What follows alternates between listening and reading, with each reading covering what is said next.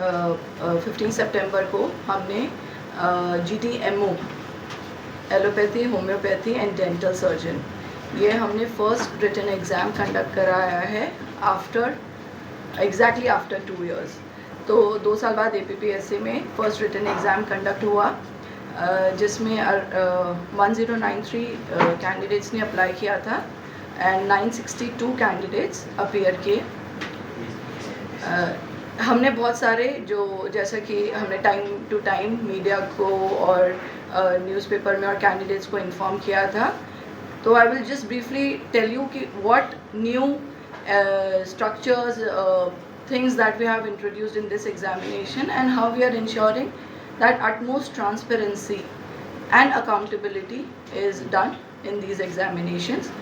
आप सब जानते हैं दिसंबर-जनवरी में रिकॉन्स्टिट्यूशन हुआ था कमीशन का, उसके बाद से हम कंटिन्यूस रीऑर्गेनाइजेशन और स्ट्रक्चरल चेंजेस कर रहे हैं। सबसे पहले हमने नया मैनुअल बनवाया एग्ज़ाम कंडक्ट करने का, रिटन इंटरव्यू एंड जो भी प्रोसीजर्स होते हैं एग्जामिनेशन के, उसके लिए हमने पहले ओपिनियंस और सजेशंस लिए थे पब्लिक से। फिर उसके बाद हमने मैनुअल का ड्राफ्ट बना के वेबसाइट पे डाला और उस पर फिर से सजेशंस लिए और हमने वेबसाइट को फाइनलाइज करके पब्लिक डोमेन में पब्लिश कर दिया था जून में। उसी को हमने बेसिस बना के फर्स्ट इंटरव्यू और अब फर्स्ट रिटन एग्ज़ाम कंडक्ट कराया है। फर्स्ट इंटरव्यू हमारा अगस्त में हुआ था, 2-3 अगस्त में। उसमें हमने जूनियर स्पेशलिस्ट और डेंटल स्पेशलिस्ट का डायरेक्ट इंटरव्यूज़ थे वो कराया SOP और मैनुअल फॉलो करते हुए। और अब 15 सितंबर को हमने फर्स्ट रिटन एग्ज़ाम कंडक्ट कराया जनरल ड्यूटी मेडिकल ऑफिसर का।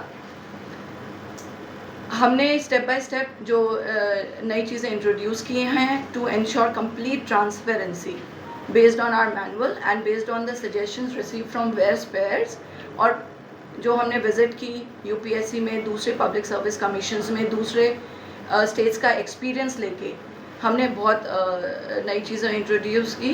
सबसे पहले एडमिट कार्ड में हमने बिल्कुल क्लियर इंस्ट्रक्शंस लिखी कैंडिडेट्स के लिए, ताकि किसी भी प्रकार की कोई भी कन्फ्यूजन नहीं हो उनको एग्ज़ाम से पहले या एग्ज़ाम के टाइम पे।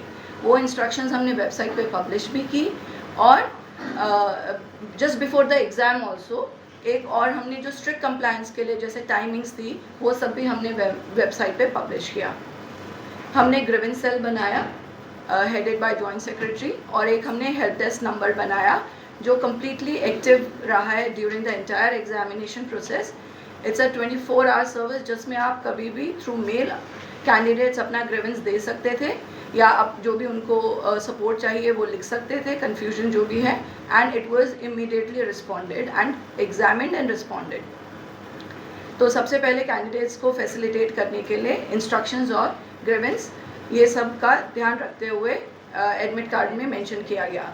सेकेंडली हमने प्रोविजनल एडमिट कार्ड, जब हमारे पास एप्लीकेशंस रिसीव हो गई तो हमने प्रोविजनल लिस्ट बनाई, कैंडिडेट जिनका एक्सेप्ट किया उनका भी, जिनका रिजेक्ट किया उनका भी, और जिनका प्रोविजनली एक्सेप्ट किया उनका भी, अलॉन्ग विद द रीजंस कि क्यों उनका रिजेक्ट हो रहा है या क्यों उनका प्रोविजनली एक्सेप्ट हो रहा है। और उस को हमने वेबसाइट पे डाला और कैंडिडेट्स को टाइम भी दिया कि अगर थोड़ा बहुत छोटी डॉक्यूमेंट्स मिसिंग हो रहे हैं ताकि उनका कैंडिडेचर कम्प्लीटली कैंसिल नहीं हो, छोटी गलती के पीछे उनको हमने टाइम भी दिया, 2 दिन का समय दिया एंड करेक्शन के लिए। और उसको ये सब हमने ईमेल के थ्रू भी कम्युनिकेट किया एंड वी एंश्योर कि जहाँ पे करेक्शन जो कैंडिडेट्स सीरियस कैंडिडेट्स थे करेक्शन कराया उनको करेक्ट करके we accepted their candidature. This is the first examination, so it is important that we set the standards and guidelines right. तो ये प्रोविजनल लिस्ट से वी एंश्योर्ड कि जो कैंडिडेट सीरियस नहीं, अपने डॉक्यूमेंट्स नहीं सबमिट किए हुए एज पर द एडवर्टिजमेंट या एज पर द गाइडलाइंस, वो एग्ज़ाम नहीं लिखें। एंड जो सीरियस कैंडिडेट हैं जिन्होंने सब किया हुआ है बट छोटी मोटी गलती हो गई है वो पेनलाइज नहीं हो। तो after this the final list of candidates was placed and accordingly admit cards were issued. हमने जहाँ जहाँ कोशिश की है, जहाँ हो सकता है वहाँ ईमेल के थ्रू कैंडिडेट्स को कम्युनिकेट किया जाए so that there is no communication gap with the candidates. With regards to physical examination, again हमने external observers अब बुलाए अब की बार for all the process, written examination के टाइम पे भी and result के टाइम पे जो स्कैनिंग का प्रोसेस होता है उस सब के लिए एक्सटर्नल ऑब्जर्वर्स बुलाए गए, पूरी चेकलिस्ट बनाई गई, जो भी एग्ज़ाम फंक्शनरीज थे उन सबको दिया गया, सीनियर लेवल गवर्नमेंट ऑफिसर्स को बुलाया गया सो दैट जो एग्जामिनेशन प्रोसेस हो वो एकदम स्मूथली ऑब्जर्व किया जाए. The exam was conducted at 2 centers. Examination बहुत स्मूथली हुए. जो हमारे प्रोटोकॉल्स थे एज पर मैनुअल जो भी मेंशन किया था उसको स्ट्रिक्टली फॉलो किया गया, whether it was with respect to closure of gate or timings of all the steps of the examinations. उसके अलावा जब एग्जामिनेशन स्मूथली हो गया तो जो एक मेजर हमने, जैसा कि हमने अपने मैनुअल में भी दिया था, हमने जो मेजर चेंज इंट्रोड्यूस किया वो है answer key challenge. After every MCQ और ऑब्जेक्टिव एग्जामिनेशन हमने मैनुअल में लिखा था कि we will give answer keys. तो अब की बार हमने रिज़ल्ट बनाने से पहले ही आंसर की चैलेंज वेबसाइट पे लगाया along with the question booklets और आंसर की वेबसाइट पे लगा के कैंडिडेट्स को मौका दिया गया कि अगर उनको किसी भी क्वेश्चन में किसी भी प्रकार का डाउट है तो वो उसको फॉर्म में भर के हमारी नॉलेज में लेकर आए. उसको एक हमने सब्जेक्ट एक्सपर्ट पैनल बनाया जो जिसने उसको एग्जामिन किया.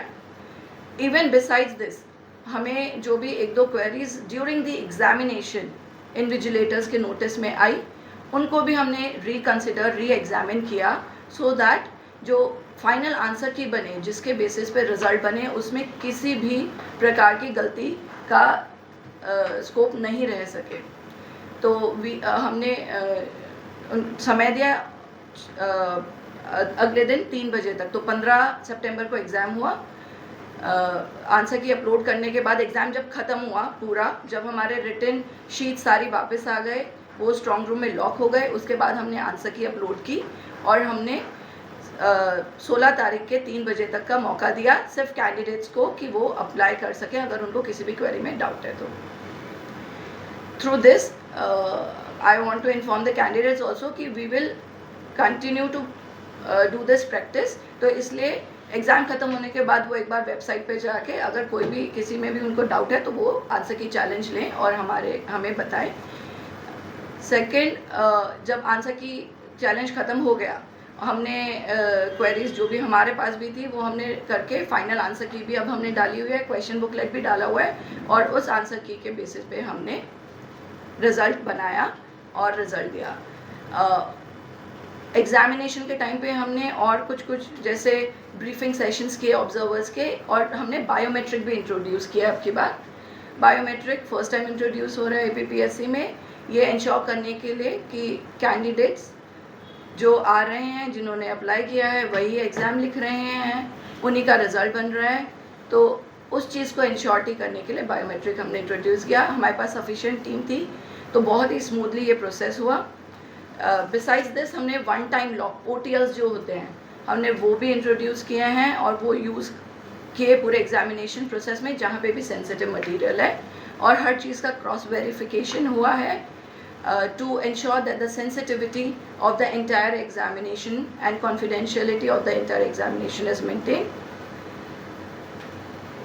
फिर जो हमारा फाइनल प्रोसेस था स्कैनिंग में भी हमने ऑब्जर्वर रखे, वन टाइम प्रोसेस किया, स्पेशली डेडिकेटेड टीम्स बनाई ताकि स्कैनिंग प्रोसेस एकदम smoothly and without any mistake, without any errors कर सके.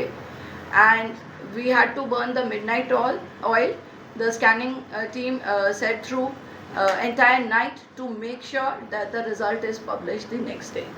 तो 15 तारीख को हमने एग्ज़ाम लिया एंड 16 तारीख को आंसर की चैलेंज के बाद हमने स्कैनिंग शुरू की एंड 17 की सुबह हमने रिज़ल्ट पब्लिश कर दिया.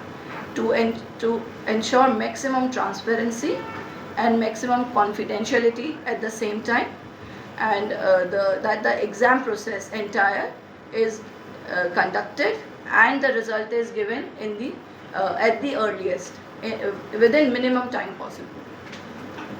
So this is from our side, and APPSC will ensure that the same degree of transparency and confidentiality for sensitive things and transparency for the candidates is ensured in upcoming examinations. अब इस Sunday को हम lecturer का examination भी कर रहे हैं, written examination, and similarly will stick to the calendar that has been given, जो हमने पहले दिया था 1 महीना पहले. कैंडिडेट्स को भी यही मैसेज है कि आप उस कैलेंडर को स्ट्रिक्टली मान के चलें कि इसी से ही होगा, इन्हीं डेट्स पर होगा, कोई डेविएशन नहीं होगी. और किसी प्रकार की डेविएशन होती है तो हम बताएंगे, बट डेविएशन नहीं होगी. हमारी टीम 24 घंटा काम कर रही है to ensure that we are able to conduct these examination in the smoothest, fairest manner and at the earliest. Thank you so much.